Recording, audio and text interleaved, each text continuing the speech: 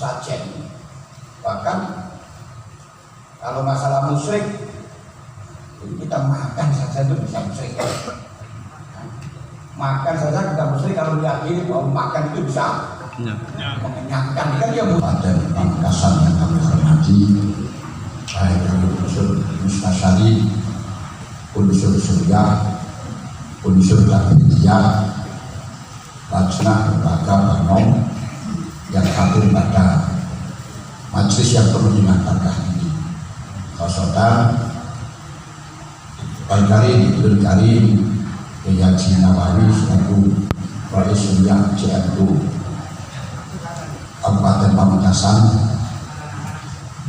dan Wakil Ketua Davidya Nahdlatul Ulama CNU Pamekasan Bapak Yai Ikhyafuddin, dan ketuanya sekarang halangan yaitu Bapak Taufik, tapi saudaranya rawuh yaitu Bapak Yai Wasid, dan semua para masyayikh yang rawuh yang hadir, yang kami tidak bisa menyebutkan namanya satu persatu karena belum tahu namanya.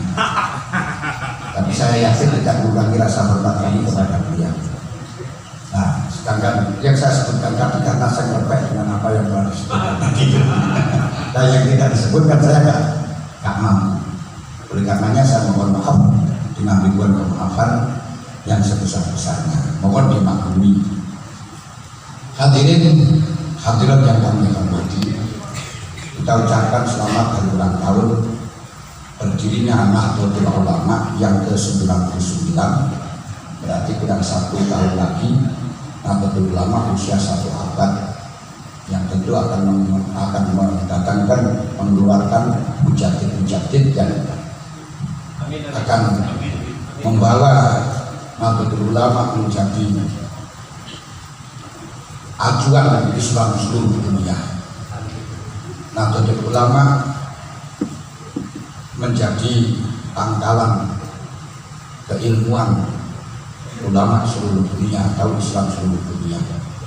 Sebagaimana yang telah ditafsiri oleh Syekh Ramadan Al-Budi, juga ditafsiri oleh Syekh Maimun Al-Zubair, melihat daripada perjalanan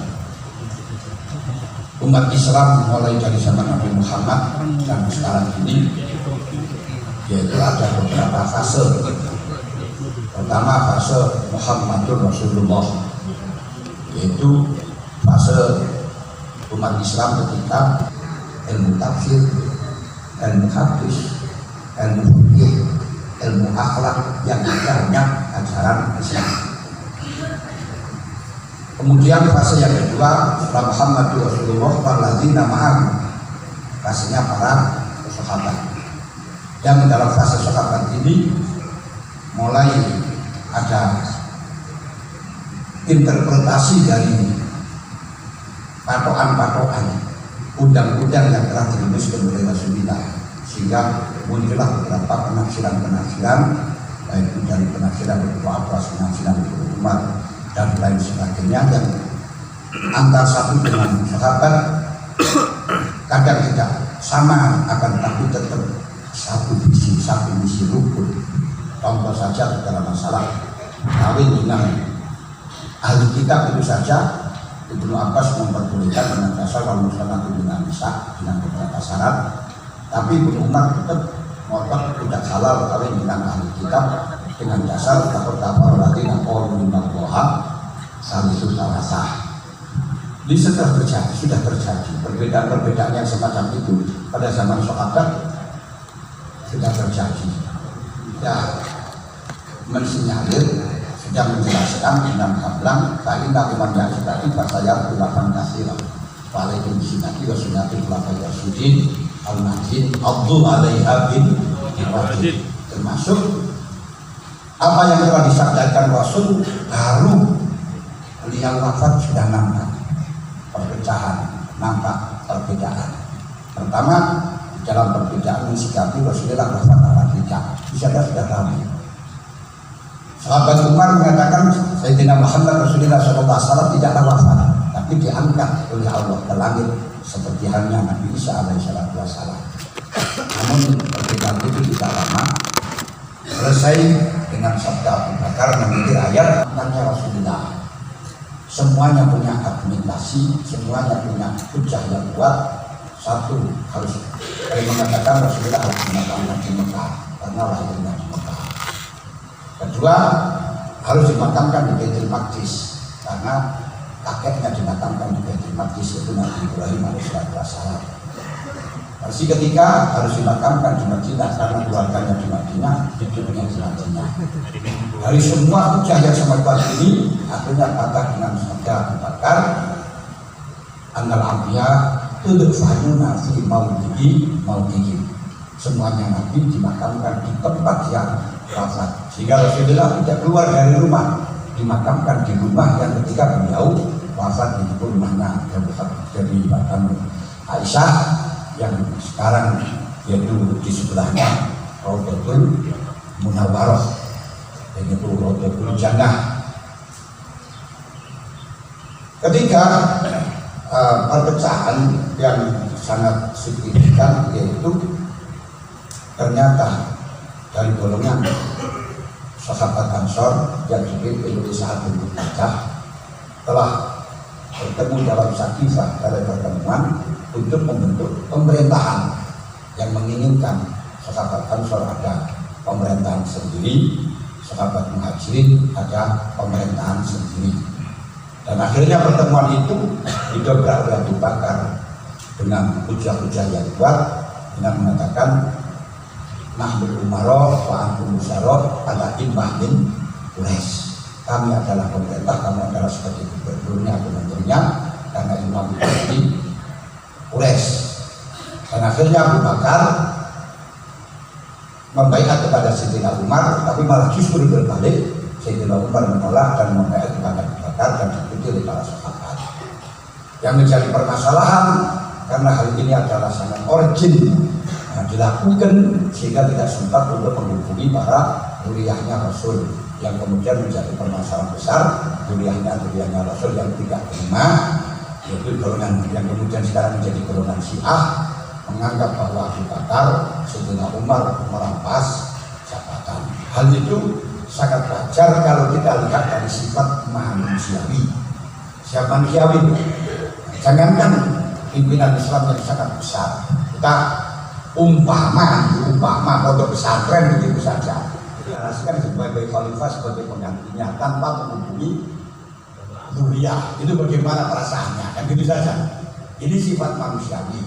Makanya walaupun Syiah itu di dalam masalah argumentasi, di dalam dalil kita katakan salah keluar dari Ahlussunnah wal Jamaah, namun banyak dari zuriyah yang mengikuti Syiah, kita pun juga harus memaklumi di dalam masalah urusan yang kemanusiaan, urusan manusiawi, sifat manusiawi. Tidak hanya itu saja, sekarang Tohiko gitu saja, mursyidnya wafat, kemudian santrinya mendeklarasikan menjadi khalifah tanpa minta restu kepada zuriyah, itu tentu akan menjadi permasalahan yang besar sampai sekarang. Tapi alhamdulillah tidak semuanya zuriyah pun juga seperti itu ya. Zuriyah itu yang mengikuti nafsu atau mengikuti sifat manusiawi.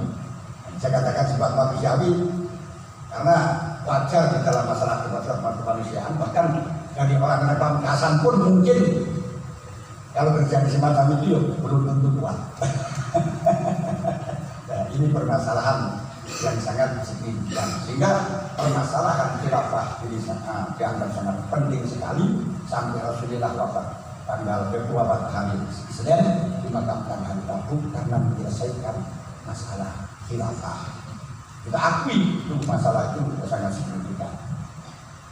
Belum lagi perpecahan setelahnya wafat, kemudian Siti Fatimah tidak terima tentang masalah warisan, di mana Rasulullah Fatimah menuntut tinggalannya Rasulullah.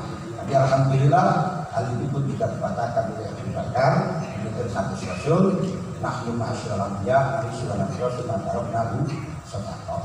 Kami para anbiya bisa mendapatkan warisan tapi tidak bisa diwaris. Semua tinggalan Rasulullah menjadi wakaf. Dan sekarang walaupun menjadi wakafat juga banyak yang dirubah oleh golongan Wahabi, sampai-sampai makamnya pun juga akan dirubah dulu, sehingga situs sejarah yang membuktikan kebenaran Rasulullah ini kalau dibiarkan, dihilangkan akan hilang sehingga seakan-akan menjadi dongeng. Bahkan cerita Wali Songo saja sudah banyak yang mulai mengatakan fiktif yang dianggap sebagai dongeng. Ini kan itu ya nanti kita tidak akan bisa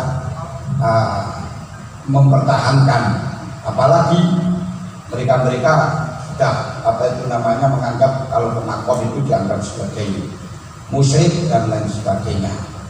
Nah, sebenarnya kalau menganggap musyrik itu tidak bisa sampai urusan pemakom. Tidak sampai urusan makom atau sampai urusan urusan istilahnya kemarin itu sasajen. Bila kita mengatakan kalau kita akan berbicara soal musyrik, ini orang usah kita berbicara soal kuburan, tidak usah soal urusan sesajen. Bahkan kalau masalah musyrik, kita makan saja itu bisa musyrik. Makan saja kita musyrik kalau diyakini bahwa makan itu bisa mengenyangkan, kan dia musyrik bilangnya. Bahkan sholat saja bisa musyrik kalau mengatakan sholat ini bisa memasukkan surga, itu musyrik. Nah, bisa sholat itu memasukkan surga, itu tidak bisa. Itu tidak usah sampai ngangkut kuburan sampai sesajen berarti. Tapi orang yang itu sangat luas sekali. Sesajen itu kan Nabi juga melakukan sesajen itu. Walaupun sekarang ini tidak ngerti, Nabi itu juga pakai sesajen.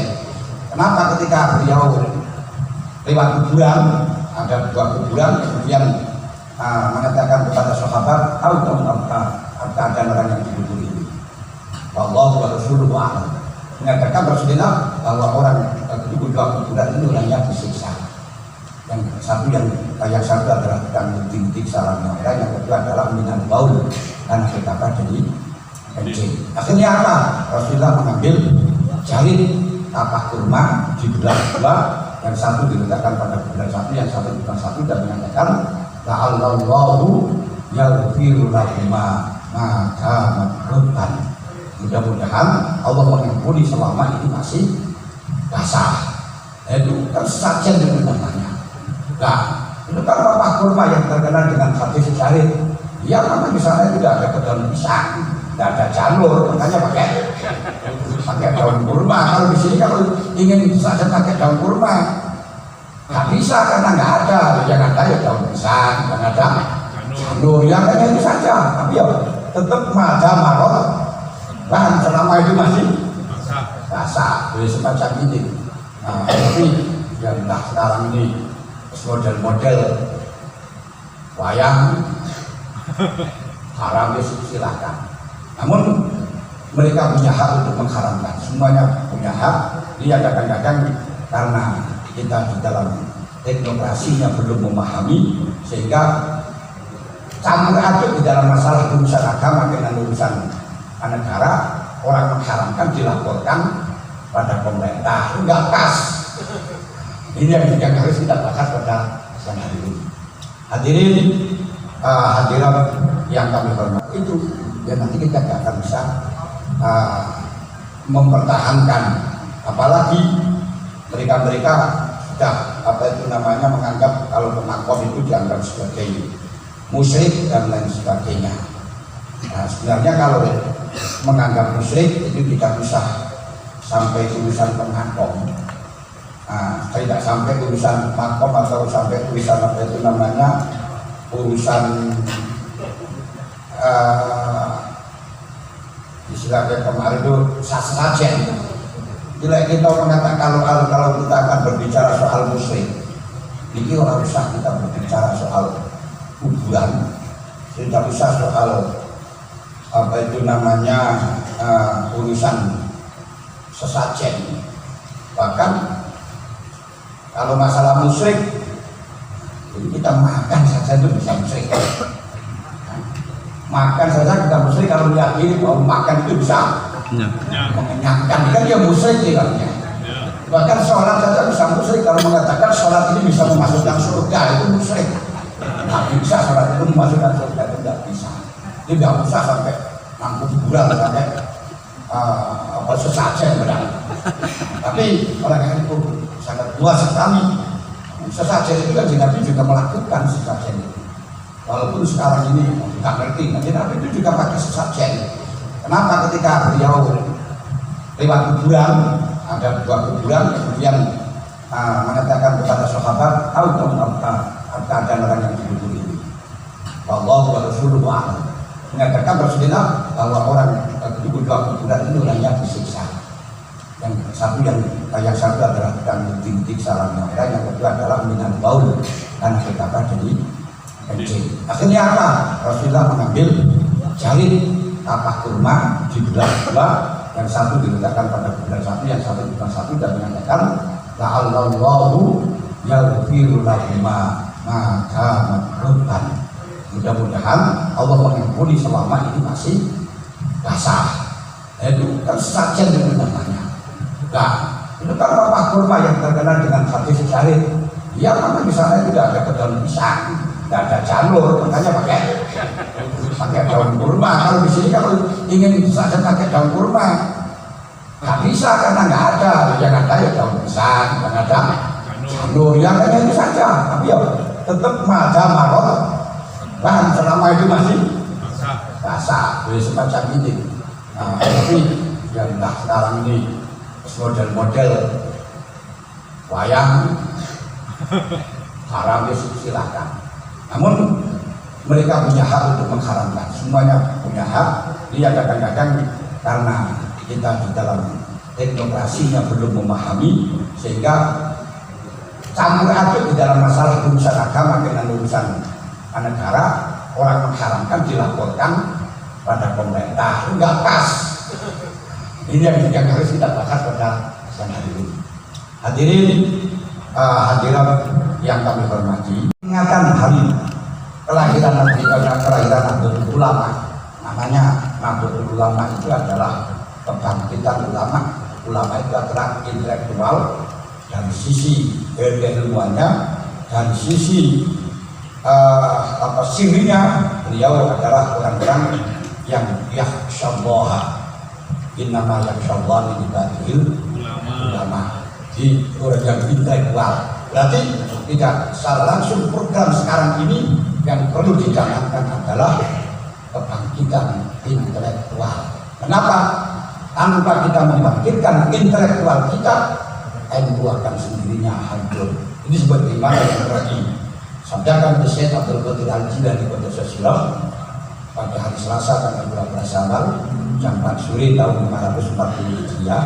Di dalam madrasahnya dia mengatakan la takun minal ladzina idul dalam Islam di arba'ati asya. Hilangnya Islam itu karena 4 hal. Kalau kita itu namanya, kalau kita kembangkan hilangnya Nahdlatul Ulama, hilangnya Ahlussunnah wal Jamaah karena 4 hal. Pertama, kata ta'ala menabi malaikat. Karena kita tidak meningkatkan intelektual kita dalam hal-hal yang masih belum mengetahui. Ini memang populasi tentang masalah NU sekarang di dalam peradaban Islam di Indonesia mencapai 50% lebih. Ada 120 juta warga NU, cuma hanya kewargaan, tidak ada identitas, tidak ada tidak terdaftar, tapi ngakunya NU. Namun dari populasi yang sedang itu, kalau kita petani, kalau kita kalkulasi, yang hafal aqaid itu antara kalau ada 10 kalau sebenarnya. Nah, yang semacam inilah akan jadi rusaknya Islam, rusaknya NU. Kenapa? Karena tidak mengerti tentang intelektual, tentang masalah ke-NU-an. Yang kadang-kadang mengaku NU terus mengatakan Allah tidak akan pernah bisa mampu membuat manusia kalau tidak ada ibu. Dari ini orang yang ngaku NU yang semacam itu, betul. Tapi yang repot itu kemudian terus orang itu semacam itu, ya udah. Ini karena memang populasinya NU yang luar biasa, intelektualnya kurang, yang akhirnya ya orang menganggap Pak itu NU. Padahal yo nggak pas kalau tidak, karena kan Allah Ta'ala tidak mampu membuat manusia tanpa ada ibu, Nabi Adam tanpa ada ibu juga boleh. Nah itu kita bisa bedakan antara ajakan dengan aklan. Ini yang kadang-kadang semacam ini kita yang harus kita betul-betul intelektual. Kedua, karena tidak ada intelektual, ini akan rusaknya NU, yang sudah jamaah Islam, yaitu tak malu nanti malah tak kamu. Akhirnya karena tidak ada intelektual, apa yang diamalkan, apa yang disampaikan tidak berdasarkan ilmu, akhirnya aja ilmu pengawuran. Ini juga akan mengakibatkan rusak, yang sehingga gampang dipatahkan oleh orang lain karena kita tidak berdasarkan ilmu. Ketika yaitu tak maluna bina tak kamu, orang-orang yang intelektual tidak mau mengembangkan ilmunya, malah justru sibuk dengan pekerjaannya, sibuk dengan profesinya, karena tidak bisa mengenal tentang khidmah kepada agama, khidmah kepada NU, khidmah pada ulama. Memang cari orang-orang kader yang intelektual, mau mengamalkan intelektualnya di Nahdlatul Ulama itu ya memang sulit. Kalau tidak betul-betul mendapat cahaya dari Allah, apa man salaka sadrahu Islam fa ala nurin min rabbih. Kenapa? Karena tidak ada janji, tidak ada bulanan, tidak ada transport, tidak ada apa-apa.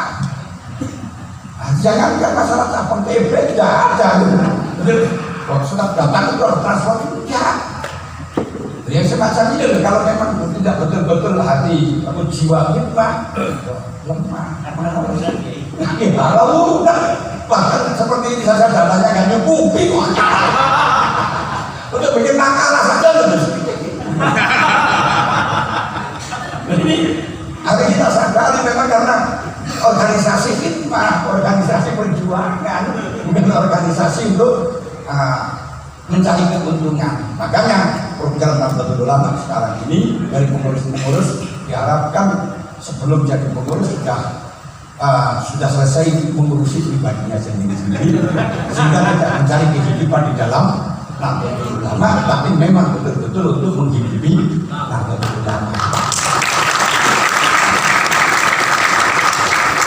Insya Allah kalau sampai betul menghidupi Nahdlatul Ulama, sudahlah Allah akan menghidupi.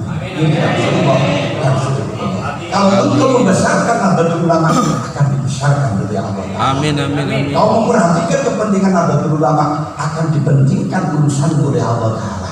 Tapi terimalah posisi yang telah diberikan kepada engkau, laksanakan untuk memperjuangkan Nahdlatul Ulama dengan prinsip la tadkhulu min babin wahid wa tadkhulu min abwabin mutafarriqah. Ini penting. Jadi jangan saya mulai dulu.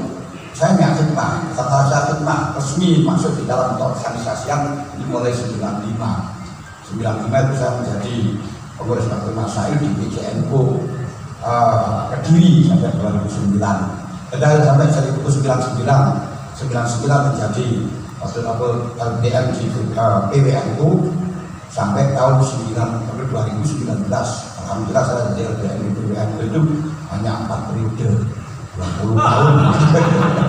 Nah, tapi terus masuk di dalam BP, ngerasa BP mulai 2015 sampai 2020, tapi mana 1 tahun menjadi tim ahli di dalam Bakti Masail. Kenapa? Sebenarnya tidak ada pengurusan tim ahli itu dikarenakan saya masih harus rangkap jabatan untuk melanggar ADRT, untuk menyelamatkan adalah karena dibutuhkan tapi biar tidak menyalahi ADRT, kami tim ahli gitu saja. Tetapi kerjanya sama, semuanya sama untuk memasukkan job itu saja. Untuk khidmat di Jabar, mulai saya datang di Blitar. Nah, saya terdaftar jadi orang Blitar tahun 2000, tanggal 17 Agustus, tapi 4 bulan, setelahnya punya 6 bulan. Terus alhamdulillah barokah saya kecelakaan, akhirnya bisa di Blitar. Begitu saya masih gerangan sudah langsung dicomot oleh PJ Kabupaten Blitar menjadi Katib. Baru datang langsung dijadikan Katib karena memang orang-orang Blitar sudah biasa kenal di PJ. Nah, itu sampai 2007 menjadi Wakil Rois sampai 2022 ini. Makanya pas di cabang pun juga 20 tahun. Alhamdulillah. Nah, di cabang 20 tahun, di wilayah 20 tahun, di PJ terdiri 5 tahun, di pimpin masih 5 tahun, masih 6 tahun. Nah, mungkin entah sampai kapan, insya Allah harapan saya akan hikmah ke Nahdlatul Ulama sampai mati. Amin. Dan kenyataannya, masalah kaya, nggak kaya, tapi ya dicukupi oleh Allah Ta'ala. Ya tetap cukup ini yang harus menjadi prinsip kita. Terakhir, perusahaan Islam karena tanggapun nasa mintahu dimana yang namun menjaga regenerasi. Saatnya anak-anak muda bangkit, anak-anak muda untuk menjadi pengurus, anak-anak muda yang punya kreasi.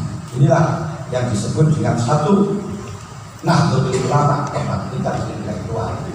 Akan tetapi para hadirin, hadirat yang kami hormati, di samping kita bahwa kita Nahdlatul Ulama berdiri di latar belakangi dengan Nahdlatul Ujar, maka perlu adanya kebangkitan kewirausahaan.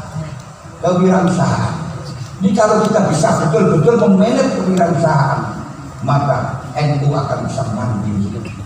Bayangkan saja satu desa begitu saja kalau kita manage. Ini akan hari raya misalnya. Dari orang-orang yang bisa, orang-orang yang bisa bikin jajan, silahkan difasilitasi bikin jajan. Dan nanti disalurkan kepada orang-orang yang tidak bisa bikin jajan di satu desa itu. Nanti pengurus NU dalam bidang ekonomi ini yang menyalurkan dari bakat yang bisa bikin jajan nanti dijual kepada yang tidak bisa bikin atau yang bisa tapi sibuk. Nanti ada imkan kepada Nahdlatul Ulama sehingga betul-betul NU mandiri, tidak sampai merengek-rengek minta kepada orang lain yang kadang-kadang proposalnya tidak jelas yang mana dari NU mana yang bukan dari NU, tidak jelas.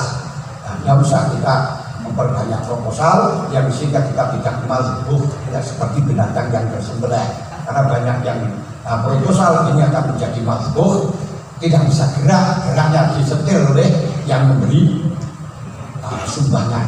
Nah, tentunya bisa kita meningkatkan semacam itu. Kadang-kadang daripada kita belanja di Indomaret, Alfamart yang jelas tidak pernah zakat kepada kita, dan uangnya juga akan dibawa ke pusat, tidak akan mungkin disalurkan kepada kita. Nah, ini kita belanja kepada rekan-rekan kita sendiri. Nanti kalau kaya kita minta proposal juga bisa, dan juga selamatan ucapannya juga dilarikan kepada diri kita. Dan nanti kalau memang tempat peribadatan kita itu kurang baik, kita akan diperbaiki sendiri. Makanya tidak ada usah program untuk membangun fasilitas dan situs-situs Islam yang megah tapi tanpa membangun wirausaha dari masyarakat. Karena kalau tidak dibangun wirausahanya, cuma situs-situsnya yang dibangun dengan megah, nanti akan tidak lama akan mengatakan di sini dulu ilmunya kuat, buktinya ini, tapi orangnya sudah hilang. Kenapa? Karena tidak punya posisi, akhirnya diajak oleh orang lain yang di situ bisa memberikan kecukupannya, hilang semuanya. Sampai lihat dari HTI, dari FPI, dari semuanya itu aslinya dari warga Nahdlatul Ulama, anaknya Nahdlatul Ulama, tapi karena tidak dikasih fasilitas, karena tidak dikasih panggung atau tidak dikasih pekerjaan di sini, akhirnya apa? Lari dari kita. Makanya perlu ada regenerasi yang semacam ini, perlu kita menguangkan istilah itu, menguangkan uang-uang yang ada. Sebab kalau tidak dibuangkan, akhirnya tidak menjadi uang lagi gitu. Nah, ini penting. Jadi saya sampaikan kebangkitan kewirausahaan sebagaimana berdirinya Nahdlatul Ulama diawali dengan Nahdlatul. Ketika kubul watan Nahdlatul Waton, berarti kita kebangkitan teknokrasi, sistem untuk mengatur masyarakat, untuk mengatur kenegaraan. Dalam hal ini untuk pertemuan yang kali ini kita berbicara soal teknokrasi tentang kenegaraan, pengaturan tentang kenegaraan sehingga tidak rancau di dalam masalah kita sebagai organisasi Nahdlatul Ulama jangan sampai menjadi negara di dalam negara. Makanya kita itu sebagai warga Nahdlatul Ulama bukan kewargaan, kalau wargaan negara Republik Indonesia. Jangan sampai hal ini menjadi menjadi salah atau menjadi rancau di dalam pengaturannya. Mana wilayahnya Nahdlatul Ulama, mana wilayahnya pemerintah, ini yang harus jelas. Ya tadi sudah saya singgung, kadang-kadang kita nggak ngerti itu wilayahnya ulama dilaporkan kepada pemerintah, itu orang mengharumkan wayang, itu dilaporkan ke pemerintah, ini aliran sesat dilaporkan pada pemerintah. Pemerintah itu tidak punya hak untuk mengatakan halal, untuk mengatakan haram di dalam masalah kegiatan agama, tidak punya hak untuk mengatakan ini sesat atau tidak sesat. Ini tugasnya para ulama yang mempunyai paksa, itu hanya pemerintah. Ini mana wilayahnya kita amar ma'ruf nahi munkar, bagaimana kewajiban kita di dalam amar ma'ruf nahi munkar. Inilah yang bukan kita ini, yaitu hubul atau kebangkitan Nahdlatul Wathon, yang kemudian kita perlu meluruskan fiqhul muwatonah, fikih kebangsaan. Ini penting. Ya, seperti yang kita dialogkan sekarang ini. Hadirin hadirat yang kami hormati, untuk mengawali dalam masalah hubul waton atau mengawali tentang khilafah, ini yang perlu kita pahami secara makro, secara global. Kebutuhan manusia itu hanya tergantung pada dua hal, dua pokok, yaitu satu kebutuhan agama, kedua kebutuhan dunia. Ini udah. Jadi semua pun nggak ada. Secara makro kebutuhan manusia tergantung pada dua pokok, yaitu satu agama, dua dunia. Agama tidak akan teratur kecuali dengan teraturnya dunia, karena dunia menjadi mazratul akhirah, tanah ladang akhirah. Dunia adalah sarana yang mendatangkan manusia pada Allah. Bagi orang yang menjadikan dunia sebagai sarana, bagi orang yang menjadikan dunia sebagai tempat tinggal, tempat singgah, ya silahkan, dan tidak akan mungkin selamanya tersinggahnya di dunia. Ya sebenarnya gelem nggak gelem pasti akan keluar. Walaupun kau jadikan ingin hidup seterusnya, ya tidak akan pernah hidup seterusnya. Sementara dunia tidak akan teratur tanpa adanya usaha dan kerja keras manusia. Jadi dunia tidak akan pernah bisa stabil, dunia tidak akan pernah teratur tanpa adanya usaha dan kerja keras manusia. Usaha manusia di dalam mewujudkan tataran dunia terbagi menjadi menjadi tiga macam kebutuhan. Satu yaitu kebutuhan pokok. Apa kebutuhan pokok? Kebutuhan pokok ini adalah kebutuhan 4 hal. Yaitu pangan,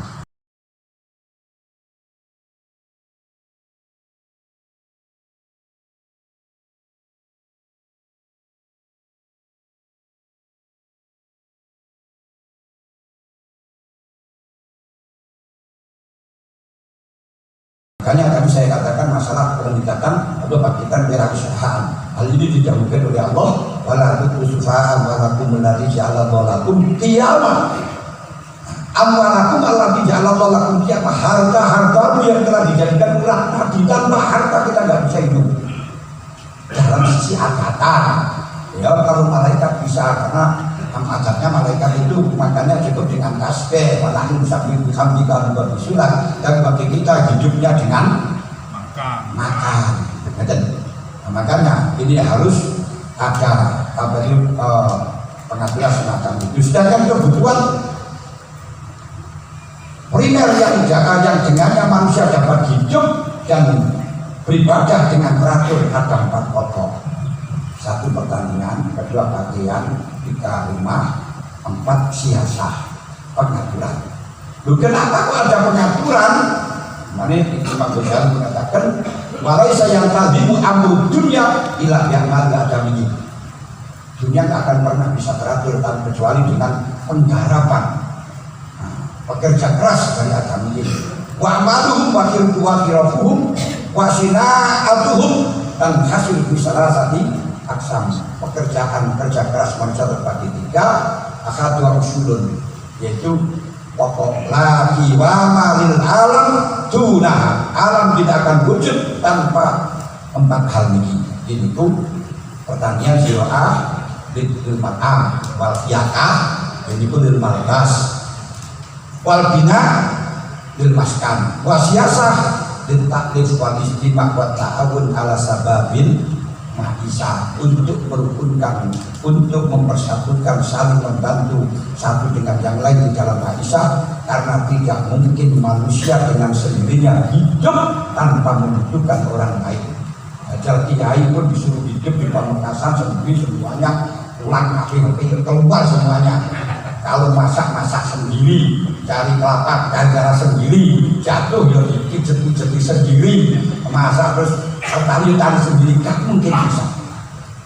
Karena satu mempunyai kebakatan yang tidak dimiliki oleh kebakatan yang lain. Kedua kebutuhan yaitu mutamin, muhayyir itu. Walaupun kebutuhan kita tani, walaupun kebutuhan kita pakaian, walaupun kebutuhan kita adalah papan, namun papan, pakaian, petani tidak ada penyuplai pandi. Orang tani tidak akan mungkin tanpa ada pandi, karena hanya bisa tani, tak bisa punya pacul, tak bisa punya areh, tak punya saka dan lain sebagainya. Ini semuanya yang bisa adalah pandi. Ngerti ya pandi ya? Pandi. Ya pandi. Jadi dia pandi. Nah, Tuan Pesi sibuk dengan itu, padahal dia juga butuh makan nasi, bukan makan besi. Sementara dia tidak punya sawah. Nah, makanya perlu ada pasar yang menjual, yang menggabungkan antar satu dengan yang lain. Nah, di sini harus ada pengaturan, yaitu yang namanya pemerintah. Yang ketiga kebutuhan yaitu penyempurna seperti alat masak, alat cuci. Ya walaupun sudah jadi nasi, kalau tidak punya piring, tidak punya alat cuci, tidak punya panci, dan yo gak sempurna. Punya rumah, tak punya kursi, tak punya karpet, yo bisa hidup, tapi gak sempurna. Yang menyempurna masih seperti ada cat, terus ada gambar-gambar, ini kan penjajah semuanya. Itu namanya mutamin. Sedangkan pengaturan, sedangkan itu disebutkan Imam Ghazali ketika ditanya itu di dalam kitab Ihya Ulumuddin. Lalu dari sini untuk mendasari pengaturan satu dengan yang lain itu butuh asas, butuh dasar. Karena manusia hanya tahu di dalam rahimnya, sedangkan urusan agama tidak akan pernah bisa menyimpang tanpa ajaran dari Rasulullah, tanpa syariat. Berarti butuh agama.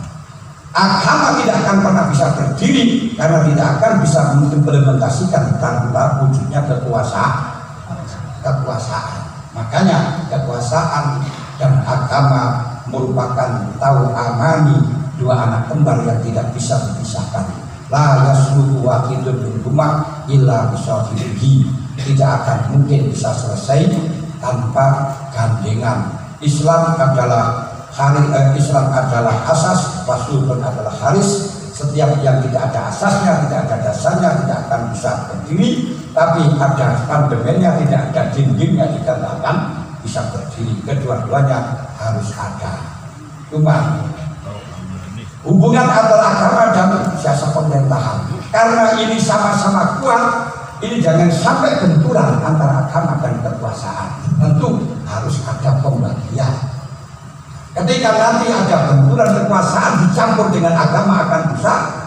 Atau agama atau kekuasaan digunakan untuk mempengaruhi agama, agama digunakan mempengaruhi kekuasaan. Sekarang ini agama dijadikan alat untuk mencari kekuasaan. Bahaya di dalam masalah hal ini. Dari 4 pokok yang saya sebutkan di atas tadi, yang paling utama, yang paling dominan, yang paling kuat, yang paling berpengaruh adalah pemerintahan atau siasah yang disebut dengan politik. Siasah kehidupan manusia. Kenapa? Karena dengan siasah kehidupan manusia, keamanan negara, kesejahteraan dan ideologi manusia dan asas yang menjadi kebutuhan semua manusia dan menjadi titik temu antara kepentingan semua agama, semua manusia bisa tercover di dalam siasat. Apa titik temu yang telah menjadi di cover itu? Perlu Anda ketahui, Islam sendiri tidak akan pernah mampu kuat di antara perbedaan di dalam negara yang masih plural, negara yang penduduknya beraneka ragam, agama yang beraneka ragam, suku beraneka ragam, adat istiadat.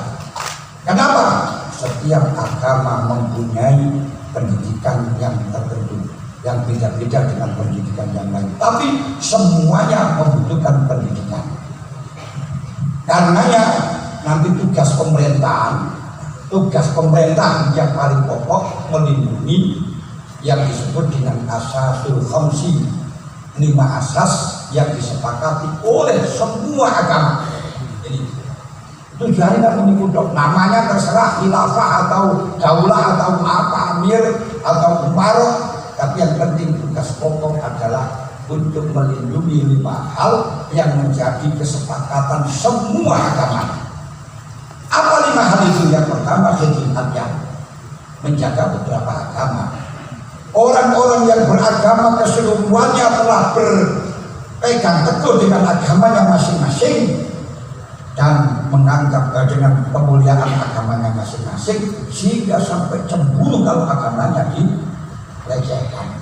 Inilah karena pentingnya orang itu mengurusi di dalam agama, dan akhirnya agama gampang dijadikan alat politik dikarenakan seorang sangat cemburu di dalam masalah urusan agama.